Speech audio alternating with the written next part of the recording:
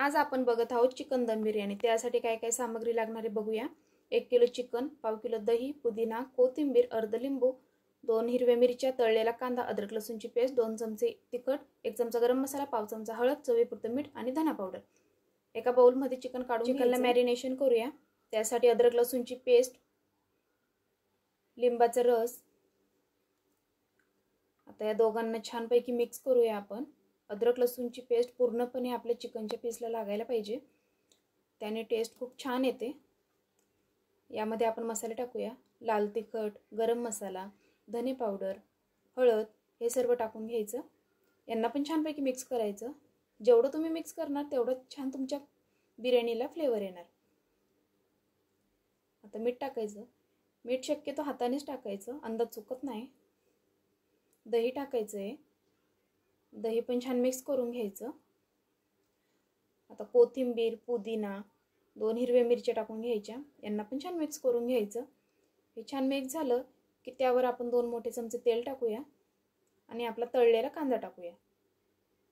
एकदा परत कालवून घ्यायचं आणि नंतर झाकण ठेवून बिर्याणीसाठी भात शिजवून घेऊया। मॅरिनेशनसाठी 1 किलो बासमती तांदूळ, खडे मसाले, पुदिना, कोथिंबीर, साजूक तूप, 2 हिरव्या मिरच्या, लिंबू आणि चवीपुरतं मीठ लागणार आहे। एका पातेल्यामध्ये पाणी टाकून त्यामध्ये खडे मसाले, पुदिना, कोथिंबीर, 2 हिरव्या मिरच्या अशा तोडून टाकायच्या, चवीपुरतं मीठ टाकायचं आणि 1 चमचा साजूक तूप टाकायचं।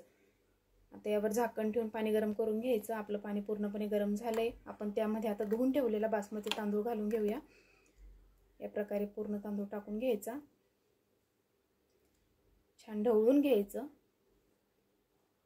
अशा प्रकारे यामध्ये अजून एकदा आपण साजूक तूप घालूया।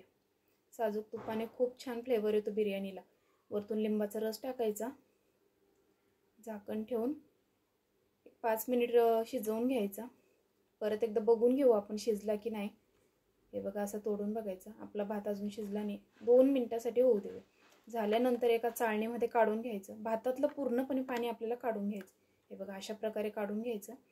एका पातेल्यामध्ये 3 चमचे तेल टाकायचं, मोठे चमचे आहेत। आता त्यामध्ये आपण मॅरिनेशन केलेलं चिकन टाकूया। सर्व चिकन टाकून घ्यायचं। यामध्ये आपल्याला पाणी टाकायची गरज नाही, कारण आपण जे दही, मीठ, अद्रक लसूणची पेस्ट टाकले त्यालाच पाणी सुटणार आहे। बघू शकता तुम्ही। हे बघा, अशा प्रकारे तुम्ही इथे मीठ वगैरे चेक करू शकता। तुम्हाला पाहिजे तर अजून टाकू शकता। आता आपण बिर्याणीचे मसाले पण ऍड करू शकता। तुम्हाला बघा, आपली ग्रेव्ही तर रेडीच आहे। आपण त्यात पाणी पण नाही टाकले तरी किती छान दिसते आपली ग्रेव्ही। आता यामध्ये शिजवलेला भात टाकायचा आहे। भात शक्यतो असा हातानेच टाकायचा, पसरवून छान टाकता येतो। हे बघा, या ठिकाणी आपण अर्धा भात टाकून घेऊया। त्याची एक लेयर लावून घ्यायची। तुम्ही वाटलंच तुम्हाला तर 2-3 लेयर लावू शकता। अशा प्रकारे पसरवून घ्यायचा। आता यावर आपण सुरुवातीला तर कांदा टाकायचा आहे तळलेला। असा खूप सारा कांदा टाकायचा, याने खूप छान फ्लेवर येतो आपल्या बिर्याणीला। आता या ठिकाणी मी केशर कोमट दुधामध्ये भिजत ठेवलं तर अर्ध्या तासासाठी, ते टाकूया आपण त्यामध्ये। 3 चमचे केसराचं दूध टाकायचं आहे। त्यानंतर इथे माझ्याकडे ग्रीन फूड कलर होता, मी तो टाकते। ऑप्शनल आहे, तुम्हाला आवडत नसेल तर नाही टाकला तरी चालेल। 1 चमचा फूड कलर टाकायचा ग्रीन। ऑरेंज कलर पण टाकूया आपण। कलर टाकल्याने आपली पूर्ण मार्केट सारखीच बिर्याणी दिसणार आहे। हे बघा, अशा प्रकारे। आता टाकायचं 1 चमचा साजूक तूप। तूप टाकल्याने काय होतं तर आपली बिर्याणी एकदम अशी मोकळी आणि मऊसूत होते। आता टाकायची कोथिंबीर। त्यानंतर पुदिन्याची पाने टाकूया 5 ते 6।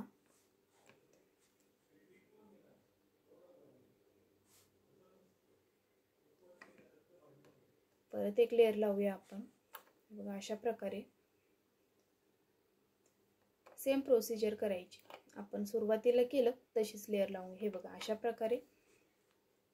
आता यावर टाकायचं परत आपलं केशराचं दूध। 3 चमचे केशर दूध टाकूया आपण यावर। बघा, अशा प्रकारे। त्यानंतर टाकूया तूप टाकायचं आहे.